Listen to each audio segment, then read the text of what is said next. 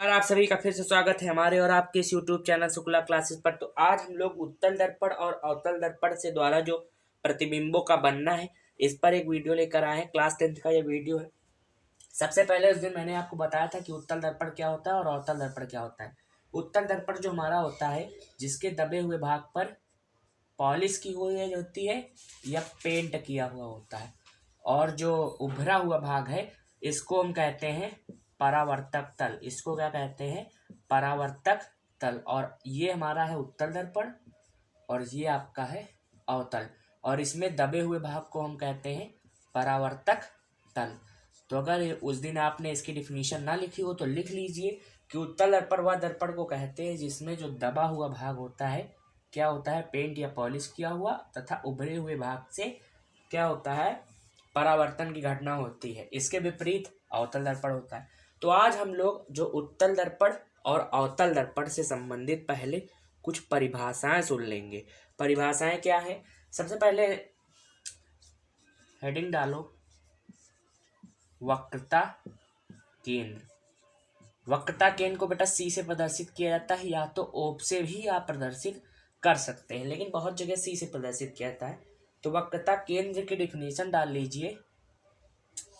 अब देखो, जो ये उत्तल दर्पण है और जो ये अवतल दर्पण है ये गोलीय दर्पण का एक भाग होगा। किससे बना होगा?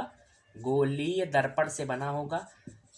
तो अब वक्रता केंद्र की डिफिनीशन में लिख लीजिए, गोलीय दर्पण जिस लिखो गोलीय दर्पण के केंद्र को ही क्या कहते हैं? वक्रता केंद्र कहते हैं। क्या कहते हैं?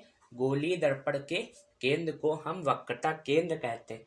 या तो आप डिफिनीशन ये लिख लीजिए कि दर्पण जिस खोखले गोले से काट कर बनाया जाता है उसके केंद्र को क्या कहते हैं? वक्रता केंद्र कहते हैं। इसे सी से प्रदर्शित किया जाता है। अब डिफिनीशन यहाँ पे अगर मैं लिखूंगा तो वीडियो बहुत लंबा चला जाएगा, तो इसलिए डिफिनीशन आप लोग लिख लीजिए, और अगर वीडियो ना समझ में आए तो इसको बैक करके देख लीजिए। तो सबसे पहली डिफिनीशन थी वक्रता केंद्र की। दूसरी डिफिनीशन आती है ध्रुव की, तो ध्रुव को देख लेते हैं। तो अगली डिफिनीशन है दर्पण का जो ध्रुव है। अगली डिफिनीशन है दर्पण का ध्रुव। तो दर्पण का ध्रुव कौन सा होता है? जैसे ये आपका एक दर्पण है, ठीक, ये हमारा अवतल दर्पण है, तो ये आपका है दर्पण का ध्रुव जिसको P से प्रदर्शित करते हैं।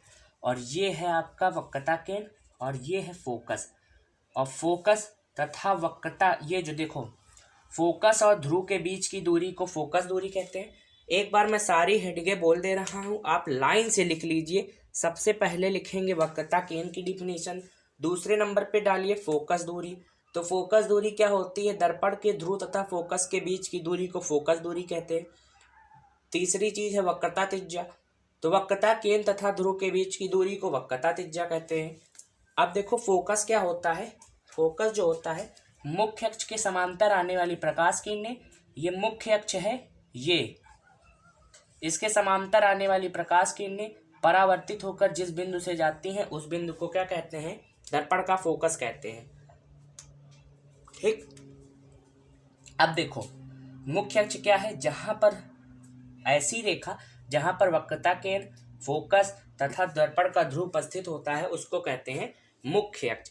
तो अब जो तीन इंपॉर्टेंट नियम है किसके, जो हमारा इमेजेस बनती हैं, उन तीन नियमों को देख लेते हैं कि गोलीय दर्पण द्वारा प्रतिबिंब बनने के तीन नियम है। हेडिंग डाल लीजिए। अब इनको हम देखते हैं क्या है भाई नियम।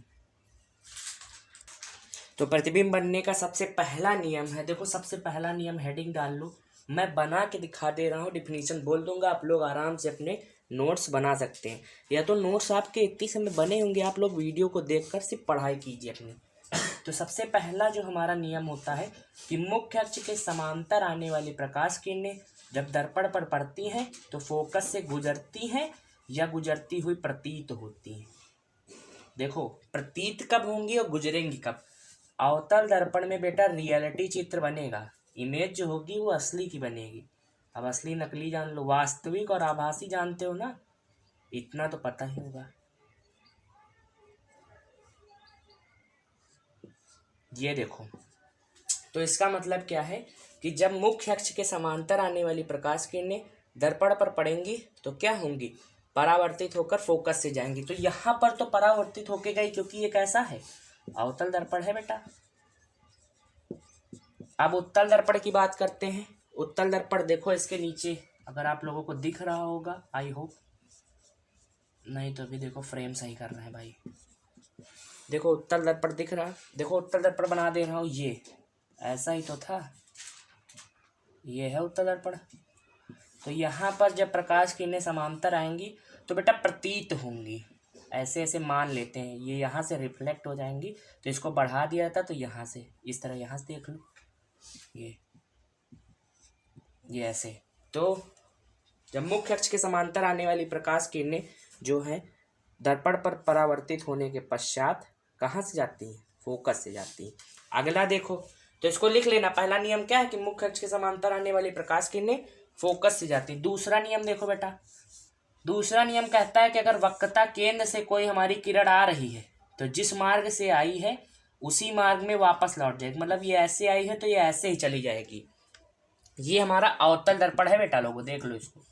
तो दूसरा नियम क्या है कि वक्रता केंद्र से गुजरने वाली प्रकाश किरणें जब दर्पण पर पड़ती हैं तो परावर्तित होने के पश्चात उसी मार्ग से वापस लौट जाती हैं। तो दूसरा नियम आप लोग लिख सकते हैं। इसी तरह बेटा उत्तल दर्पण का आप लोग बना सकते हैं। अगला नियम देखो, इसको मैं रफ कर दे रहा हूँ।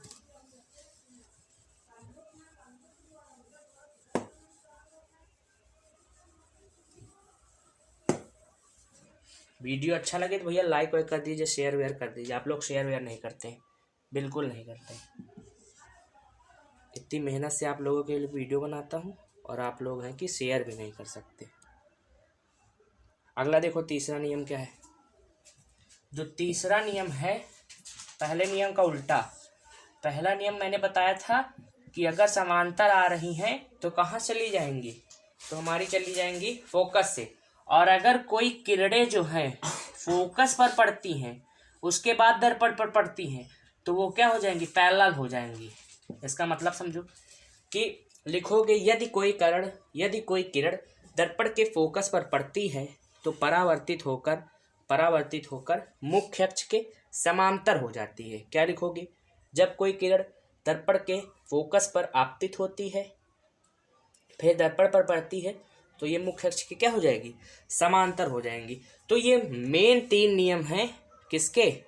मेन तीन नियम है दर्पण से गोलीय दर्पण द्वारा, जो उत्तल दर्पण अवतल दर्पण है, इनसे प्रतिबिंब बनने के तीन नियम है। आई होप आपको ये समझ में आया होगा। और अगला टॉपिक जो हमारा अगला वीडियो है, ये वीडियो होगा जो 6 स्थितियां हैं आपके उसमें, जैसे अनंत पर है, वक्रता केंद्र पर है, तो इसके ऊपर अगला वीडियो होगा। और चैनल पे नए हो तो भैया शेयर वगैरह कर दीजिए कि और सब्सक्राइब भी कर दीजिए। इसी के साथ ये वीडियो समाप्त होता है।